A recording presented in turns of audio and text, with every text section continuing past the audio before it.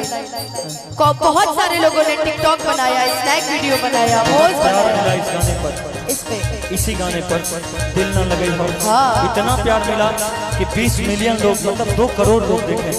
ये आम बात नहीं है। हमारा प्यार के बदला में बोलो काजल वाला हो,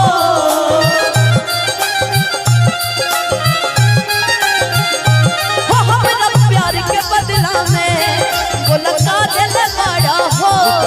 तू जब दिल वाला हो काजल वाला हो, तू जब दिल वाला हो काजल मारू, तू जब दिल वाला हो काजल वाला।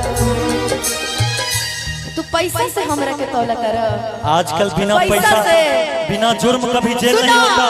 जब तहरा साथे केहू ना खड़ा रहे तो हम खड़ा रहे। अनुपमा खड़ा रहे, वो तो बात बा, लेकिन वो समय पैसा न रहे, आज पैसा बा तो पैसे न दे। तू पैसा से हमरा वो समय दिल रहे तो दिल देले रहे। आज ई ना पैसा सोचला कि जब तू हमरा छोड़ के चल जे बता है दुनिया का कही का कर कि तोहरा से साथ जब छूटी हो दुनिया दा माजा लूटी। तोहरा से साथ जब छूटी हो दुनिया दा माजा लूटी। तू चली जाइबा छोड़ के हमरा दिल के टूटी टूटी। भइल कहिया ये ना सयान हो, शादी तय हो के मगजान हो।